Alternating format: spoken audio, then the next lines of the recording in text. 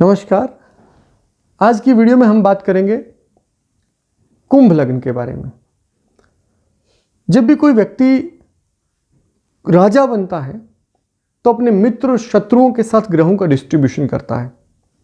हमेशा अच्छे और पावरफुल काम अपने मित्रों को देता है और जो कमज़ोर विभाग रहते हैं, अशुभ होते हैं, बुराइयां देने का काम होता है, वो अपने शत्रुओं को दे देता है ताकि वो उस काम को ठीक से कर पाएं। मित्र अच्छे काम को ठीक से कर पाएंगे और शत्रु बुरे काम को, हानि पहुंचाने वाले काम को ठीक से कर पाएंगे। इसलिए डिस्ट्रीब्यूशन होता है भावों का, किसको कौन सा घर देना है ये शनि तय करता है। तो जैसे ही शनि कुंभ राशि का स्वामी बन जाएगा तो यहां शनि राजा होने से अपने विभाग जब डिस्ट्रीब्यूट करता है तो यहां शनि करेगा ये काम कि अपने भाव बांटने हैं इसको। तो इसने किसको कौन से भाव दिए हैं, कौन से भाव अपने पास रख लिए हैं, वो सब देखेंगे। तो लग्न तो हर राजा अपने पास ही रखता है। अब शनि के पास दो भाव हैं, एक लग्न भाव है और दूसरा भाव इसको कौन सा मिल गया है, दूसरा भाव मिल गया 12वां भाव। ये समभाव है और ये सर्वाधिक शुभ भाव है। तो ऐसी स्थिति में शनि बहुत शुभ होगा।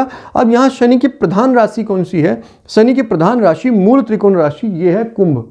तो शनि विशेष शुभ फल देता है कुंभ राशि में। तो कुंभ लग्न के लिए शनि ज्यादा पावरफुल होगा। ज्यादा पावरफुल होने के साथ साथ ज्यादा शुभ फल भी देने वाला होगा। तो यहाँ ये एक तो कुंभ लग्न का व्यक्ति को पहचानना, उसको देखना, शनि के गुण उसमें आसान हो जाते हैं। दूसरा, अगर हम बात करें दूसरे भाव की तो वहां बृहस्पति को उसने दिया है एक दूसरा भाव और एक 11वां भाव। ये समभाव है, ये अशुभ भाव है। ऐसी स्थिति में गुरु अशुभ हो जाएगा। लेकिन गुरु कभी बहुत हानिप्रद होता नहीं है, एक तो बात ये है। दूसरा, यहाँ एक धन का भाव है, एक आय का भाव है। तो ये इसे दिया गया धन और आय। धन और आय देने से ये मिश्रित फल देगा। स्थानों पर बैठकर जहां हानि करेगा वहीं इनकम सोर्सेज बढ़ा देगा, पैसे का सोर्स बढ़ा देगा। तो यहाँ शनि बृहस्पति जो है हम उसे मानते हैं कि वो मिश्रित फल देने वाला है। कुछ शुभ कर रहा है, कुछ अशुभ कर रहा है, दोनों मिश्रित चीजें कर रहा है। अगर हम तीसरे स्थान को देखें तो इसका स्वामी बन गया मंगल। मंगल तीसरे और 10वें दोनों स्थानों का मालिक है। अब यहां मंगल को अगर हम देखते हैं तो मंगल के पास एक तो अशुभ भाव है और एक शुभ भाव है कर्म का। अब यहां मंगल एक सामंजस्य के साथ फल देगा, थोड़ा अशुभ थोड़ा शुभ, इसे मिश्रित फल देने वाला हम यहां मानेंगे। तो ऐसी स्थिति में मंगल जो है वो एक मिश्रित फल देने वाला ग्रह हुआ कुंभ लग्न के लिए। न तो बहुत हानिप्रद है, न ही बहुत पॉजिटिव चीजें कर रहा है। अब इसके बाद यदि हम देखते हैं शुक्र को, तो शुक्र को मिला है चौथे भाव का स्वामित्व, साथ में ही शुक्र को मिला 9वें भाव का स्वामित्व।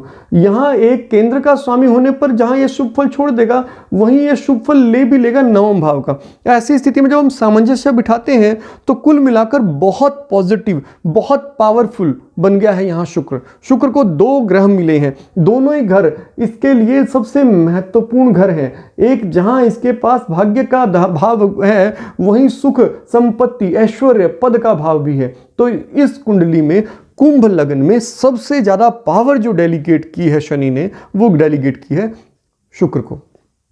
तो शुक्र योग कारक है और यदि किसी भी प्रकार का राजयोग शुक्र की सहायता से बनेगा इस कुंडली में तो वो विशेष रूप से शुभ और विशेष रूप से उन्नतिप्रद होगा। तो शुक्र यहां विशेष शुभ हो गया है। अगर हम बात करते हैं बुध की, तो बुध की राशि यहां पर क्या देखते हैं कि 5वें भाव में पड़ती है मिथुन राशि और 8वें भाव में पड़ती है कन्या राशि।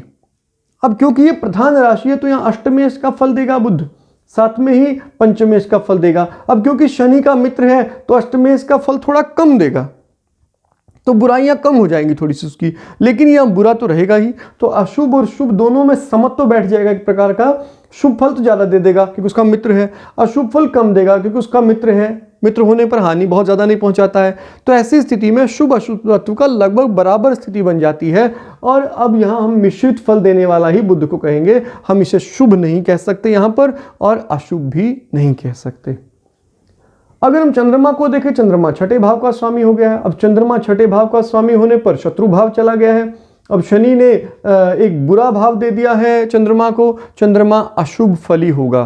कुछ विशिष्ट स्थितियों में चंद्रमा कभी कभी शुभ फल भी दे देगा जब वो बहुत योग कारक स्थितियों के बीच में जाकर बैठ जाएगा, क्योंकि देवत्व नहीं छोड़ेगा चंद्रमा अपना यहाँ पर।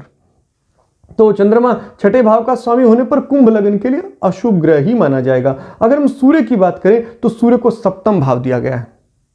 सप्तम भाव जहां मारक भाव है, अशुभत्व भाव है, अशुभ भाव हो गया है। लेकिन अगर हम सूर्य को देखें, सूर्य यहां समस्थिति की ओर जाएगा, क्योंकि सूर्य मार्केश नहीं बनता, बहुत अधिक देवत्व होने के कारण मृत्यु का अधिकार नहीं लेना चाहता, तो यहां रोग दे देगा, कष्ट दे देगा, थोड़ी परेशानियां दे देगा, लेकिन मारने को तैयार नहीं है सूर्य।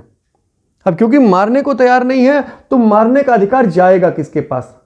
मारने का अधिकार यहां चला गया बृहस्पति के पास, जो कि दूसरा मारक स्थान है। जब यहां का ग्रह मारने से मना कर दे तो ये जो दूसरा भाव है ये द्वितीय मारक स्थान होता है, तब इसके पास पावर चली जाएगी। तो यहां बृहस्पति अब ज्यादा अशुभ हो गया है और इसे हम यहां अशुभ की श्रेणी में भी रख सकते हैं कुंभ लग्न के लिए। अगर हम सिर्फ मारक की बात करें तो बाकी तो मिश्रित फल देगा वो, लेकिन अगर मारक की बात करें, मृत्यु देने की मामले की बात करें, तो यहां गुरु के पास पावर थोड़ी सी बढ़ गई है यहां पर। और सूर्य ने मारने से मना कर दिया है, लेकिन सूर्य रोग कष्ट तो देगा, तो जिस भी स्थान में जाएगा उसको हानि तो पहुंचाएगा। इसलिए कुंभ लग्न को अशुभ है सूर्य। तो सूर्य यहां पंचम भाव, सप्तम भाव का भी कारक है, तो वैवाहिक स्थान को भी प्रभावित करता है। यहां पर अगर हम कुंभ लग्न की बात करें तो यहां सूर्य अशुभ हो गया है, चंद्रमा अशुभ हो गया है, गुरु अशुभ हो गया है। सबसे ज्यादा सूर्य और चंद्र अशुभ है, फिर गुरु, इसके बाद स्तंभ स्थिति में आ गया है मंगल, जो न ज्यादा अशुभ है न शुभ है। फिर स्तंभ स्थिति में उसके बाद आएगा बुध। बुध जो है यहां शुभ अशुभ दोनों फल दे रहा है, तो ये स्तंभ स्थिति में आ गया, लेकिन थोड़ा शुभ है। फिर उसके बाद शनि, जिसके पास सबसे ज्यादा पावरफुल है और सबसे ज्यादा शक्तियां दी गई हैं शुक्र को, तो कुंडली का सबसे ज्यादा प्रभावशाली ग्रह होगा शुक्र। हमें लग्न को समझना इसलिए भी है कि जिनको सबसे ज्यादा पावर दी गई है, यदि वही ग्रह कमजोर हो जाएंगे तो व्यक्ति के जीवन में संघर्ष बढ़ जाएगा। अब मान लीजिए किसी का सूर्य बहुत अच्छा है, चंद्रमा बहुत अच्छा है कुंभ लग्न में, गुरु बहुत अच्छा है, और शुक्र और शनि और बुध और मंगल मान लीजिए बहुत ज्यादा कमजोर हो गए हैं, बहुत निर्बल हो गए हैं, तो ऐसा व्यक्ति जीवन में बहुत अधिक संघर्ष करेगा। बावजूद उसके कि 2-3 ग्रह तो बहुत अच्छे हैं उसकी कुंडली में। ऐसे बहुत लोग देखे हैं, आप देखेंगे आपके आसपास, जो ये कहते हैं कि मेरी कुंडली में तो बहुत कमाल के ग्रह बैठे हैं 2-3, लेकिन मैं संघर्ष बहुत ज्यादा कर रहा हूं फिर भी। तो इनका फल क्यों नहीं मिल रहा? इनका फल इसलिए नहीं मिल रहा कि लग्न को देखना बड़ा महत्वपूर्ण है। जब आप लग्न को समझेंगे तभी आप समझ पाएंगे कौन ग्रह शुभ फल देगा और कौन नहीं दे पाएगा यहां पर। तो ये हमने बात की कुंभ लग्न के बारे में। तो इस वीडियो में इतना ही। अगली वीडियो में हम बात करेंगे अगले विषय पर। तब तक आपका दिन शुभ हो। धन्यवाद।